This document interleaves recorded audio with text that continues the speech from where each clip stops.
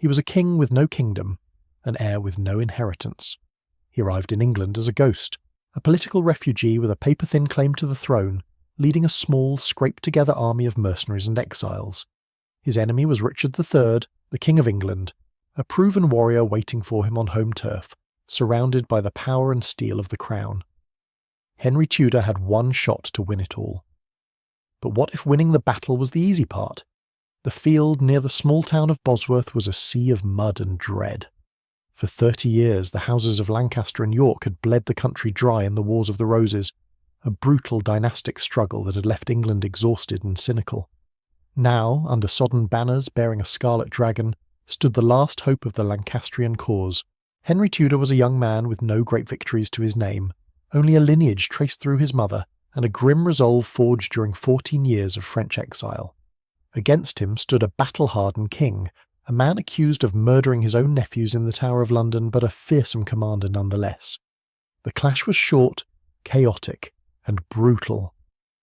For a moment it seemed the war would end with Richard's triumph. Spotting Henry's banner across the field, the king made a desperate, reckless charge, cutting a path directly toward his rival.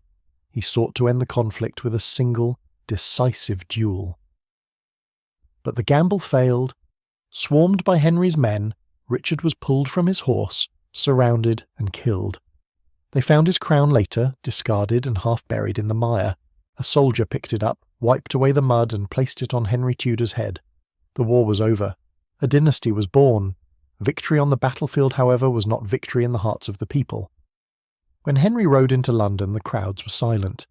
He was a stranger, a Welshman with a French accent, an outsider. He had no powerful nobility at his back, no inherited authority to command respect. All he had was a country weary of chaos and a throne won by the sword. His first act as king revealed the cold, brilliant mind that would define his reign. He had Parliament declare him king retroactively, his rule beginning the day before the Battle of Bosworth. With a single stroke of a pen, he rewrote history. Every man who had fought against him for their anointed king, Richard III, was now legally a traitor. It was a masterclass in political ruthlessness, the first sign that this new king would wield the law as his sharpest weapon. Henry understood that to survive, his dynasty needed more than fear. It needed unity. A few months after his coronation, he married Elizabeth of York, daughter of the late King Edward IV and niece of the man he had just killed. This marriage was a political masterstroke, a symbolic healing of a fractured nation. The White Rose of York joined the Red Rose of Lancaster, creating a new emblem for a new era, the red and white Tudor rose. It was a powerful symbol of peace, but also a constant reminder of the blood spilled to achieve it. That peace remained dangerously fragile. Many still saw Henry as a usurper. Rebellions smouldered in the north and in Ireland, where Yorkist sympathies ran deep. Schemers on the continent were eager to prop up any pretender who could challenge his rule. The most famous was a boy named Lambert Simnel, whom Yorkist supporters coached to impersonate one of the long-lost princes from the Tower. Backed by German mercenaries, the pretender landed in England, sparking the final battle of the Wars of the Roses. Henry crushed the rebellion at the Battle of Stoke Field. Yet, his response to the captured Simnel was shockingly unconventional. He did not execute the boy. Wishing to signal an end to the endless cycle of vengeance, the king instead sent the would-be monarch to work in the royal kitchens. It was a gesture of calculated mercy, demonstrating a new kind of power, one that was cold, pragmatic, and free of unnecessary bloodshed. With the last embers of the war extinguished, Henry turned to the task he did best, the meticulous consolidation of power. He knew the true threat to his throne came from the powerful nobles with their private armies. He began to disarm them, not with force, but with finance. He restricted their right to maintain armed retinues, and those who defied him were not sent to the block. Instead, they were buried under mountains of fines and crippling debts, transforming them into dependent debtors of the crown. Under his reign, the English nobility ceased to be a warrior class and became a service class, bound to the monarch by obligation and fear. Simultaneously, Henry VII built a system of financial control so thorough it would be the envy of any modern CEO. He personally audited the Treasury's accounts, demanding reports from every official and keeping detailed ledgers of fines and grants. His private chamber was not a hall for lavish receptions, but a working office, a nerve centre for justice, or rather, the king's version of it. This was the Star Chamber, a court that operated without juries, without public spectacle, and without appeal. It was a silent, efficient instrument designed to bring to heel any nobleman who still believed himself above the law, binding the elite in a web of quiet fear. Yet Henry knew that fear alone could not forge a dynasty. For that, he needed a myth. He began to meticulously craft the public image of his new monarchy, commissioning chronicles that stretched his family tree back to the legendary kings of ancient Britain. Court poets cast him as a figure of destiny, sent by Providence to heal a fractured nation. Royal artists were instructed to paint portraits that depicted not a battlefield commander, but a wise and sober statesman, his gaze steady and his authority absolute. Behind this carefully constructed facade, however, lived a man who never once felt secure. Henry Theft spent his life haunted by the memory of exile, of losing everything, of depending on the shifting loyalties of powerful men. Even on the throne, he trusted no one, surrounding himself with a vast network of informants and spies. His power was built not just on law and finance, but on knowledge. He made it his business to know the secrets of any man who might one day pose a threat. When he died at Richmond Palace in 1509, his passing was met with a quiet, national sigh of relief. The people did not weep, but they did not celebrate either. They understood that an era of severe, suffocating but stable rule had ended. His son ascended the throne, and he was everything his father was not. The new king was a young man of 18, tall and broad-shouldered, with a powerful voice and a brilliant education. They called him the Second Arthur, not in memory of his deceased older brother, but in the hope that he would resurrect the mythic grandeur of Britain's golden age. He was a true Renaissance prince, fluent in Latin, a composer of music, a debater of theology, a champion in the tournament lists, and a deadly shot with a crossbow. In him, grace and strength were perfectly combined. He seemed born for the throne he had never been expected to inherit. His brother, Arthur, had been groomed for kingship since birth, but his sudden death from illness at 16, shortly after his marriage to the Spanish princess Catherine of Aragon, had thrust 10-year-old Henry into the role of heir. He grew up believing power was his birthright, and the world was a stage for his own magnificence. His first years as king were a sunburst of hope and pageantry. He immediately cancelled his father's most hated financial policies, freed those imprisoned for debt, and had the two most despised tax collectors, Empson and Dudley, publicly executed. The sombre, calculating court of Henry VII was replaced by a whirlwind of lavish feasts, tournaments, and masks. He showered titles and lands upon his friends, and all of Europe looked on in admiration at the charismatic Night King, the patron of the arts, the model of a new kind of monarch. But beneath the charm was a will of iron and an ego that could not tolerate refusal, either in politics or in love. He married Catherine of Aragon, his brother's widow, just weeks after his coronation. The union required a special papal dispensation, as church law forbade a man from marrying his brother's wife. Pope Julius II granted it, on the grounds that Catherine's first marriage had never been consummated. For years their union was considered a model of royal devotion. Catherine was pious, intelligent, and 6 years his senior, acting as a capable regent when he was away at war. She bore him several children, but one by one they died in infancy. Only a single daughter, Mary, survived. As the years passed, the lack of a son grew from a private sorrow into a national crisis. Henry, meanwhile, was determined to make England a dominant force on the continent. He forged alliances and waged wars against France, campaigns that brought him more glory than actual strategic advantage. He was not concerned with stability, but with greatness. Yet the central problem became ever more glaring. The Tudor dynasty had no male heir. The longer this continued, the more the king felt the cold dread that everything his father had so grimly built could shatter the moment he died. By the mid-1520s, Henry had lost all hope that Catherine could give him a son. It was then that a young, captivating lady-in-waiting appeared at court, Anne Boleyn.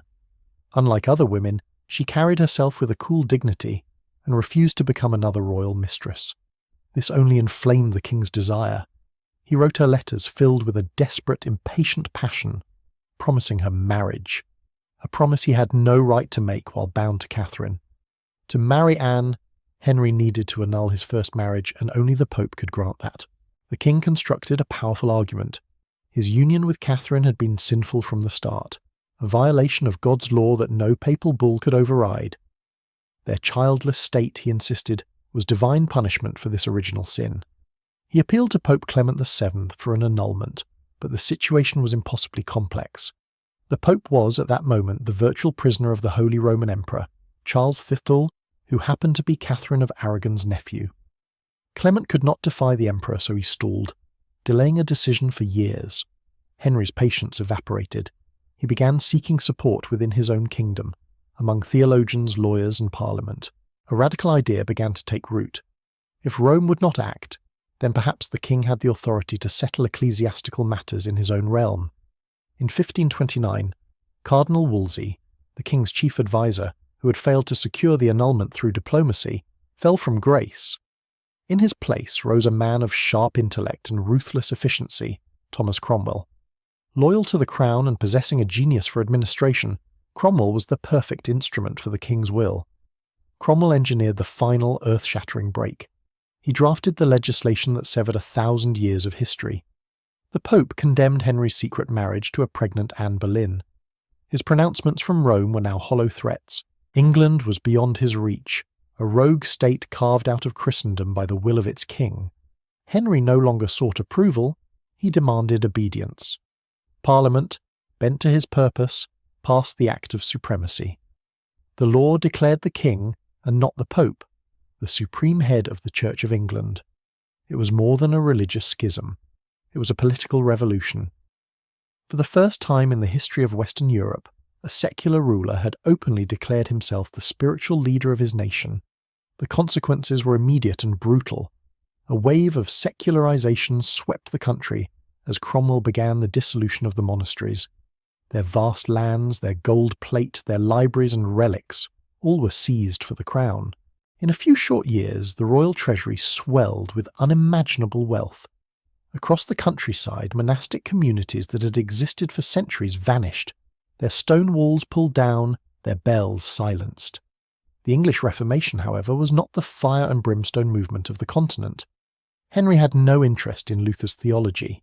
He kept the Mass, the sacraments, the confessionals, and the ornate vestments. He was not a reformer. He was a monarch who believed his power was absolute in matters of state and matters of the soul. This royal takeover of faith did not sit well. In 1536, a massive rebellion erupted in the north. It was called the Pilgrimage of Grace. Tens of thousands of men marched under the banner of the Five Wounds of Christ, demanding the restoration of the monasteries and a return to the Catholic faith. Henry, caught off guard, promised the protesters a pardon. He promised to listen. But when the great host dispersed, believing the king's word, he unleashed his vengeance. The leaders were rounded up, arrested, and executed. Hundreds of followers were subjected to brutal reprisals. The nation learned a terrifying lesson. The king was willing to engage in dialogue only when the outcome was already decided. The persecution reached into the highest echelons of society.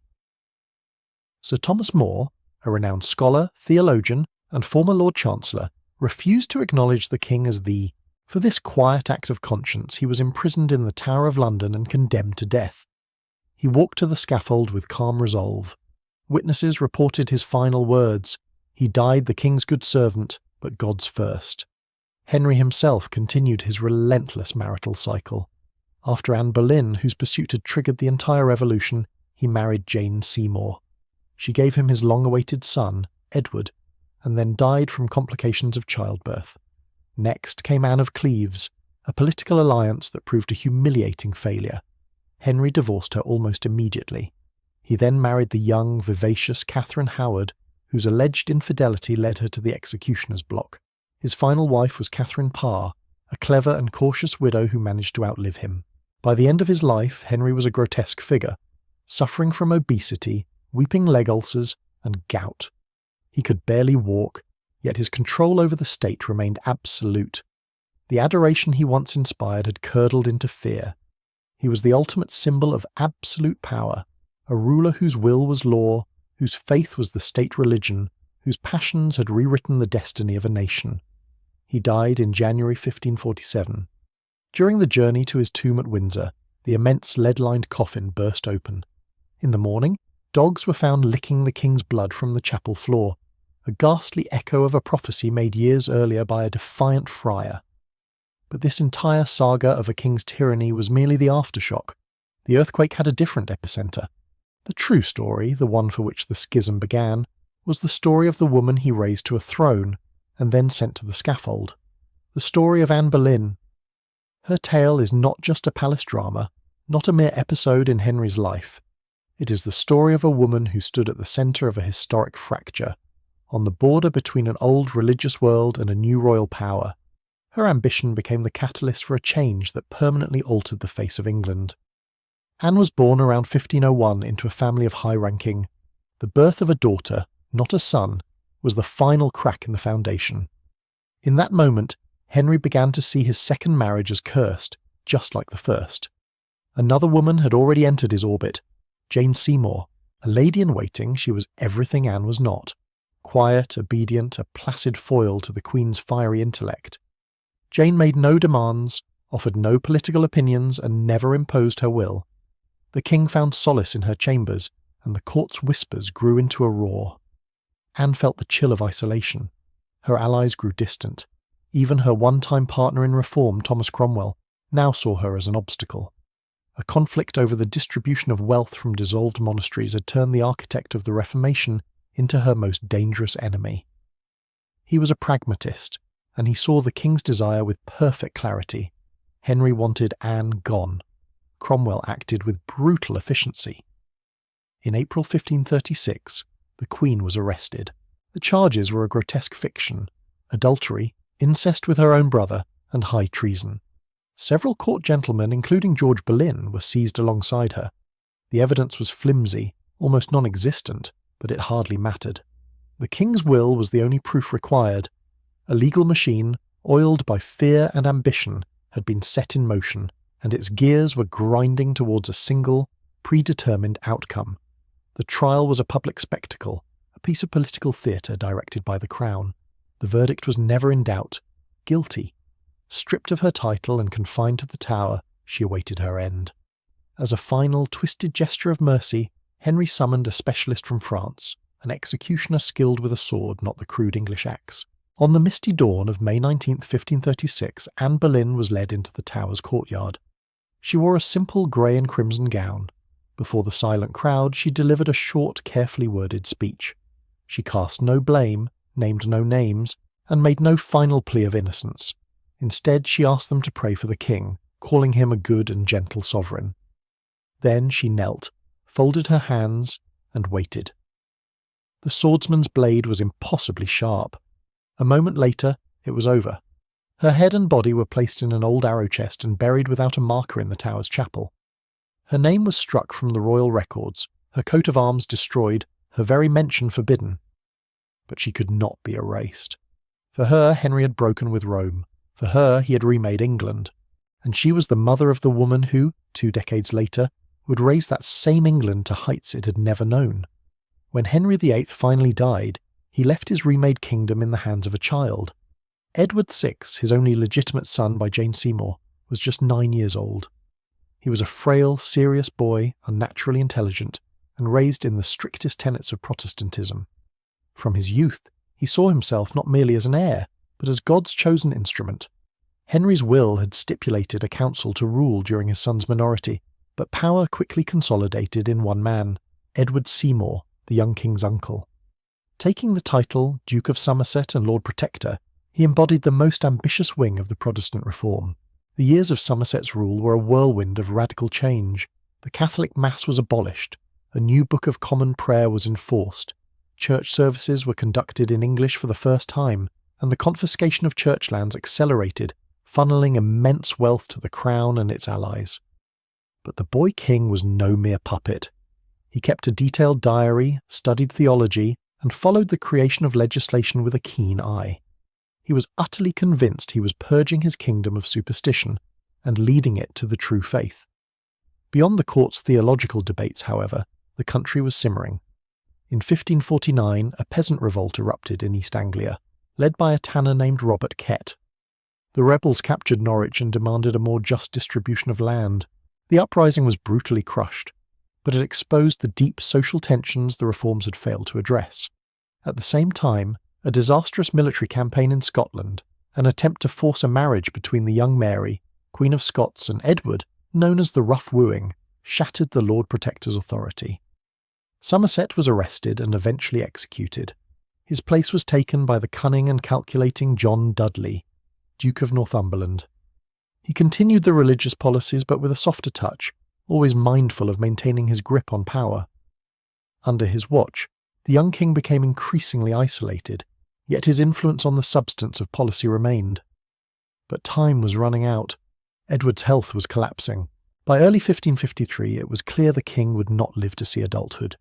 He was suffering from a pulmonary disease, likely tuberculosis, that was steadily wasting his body away. He continued to write, to pray, to plan for the future of the church he considered his life's work.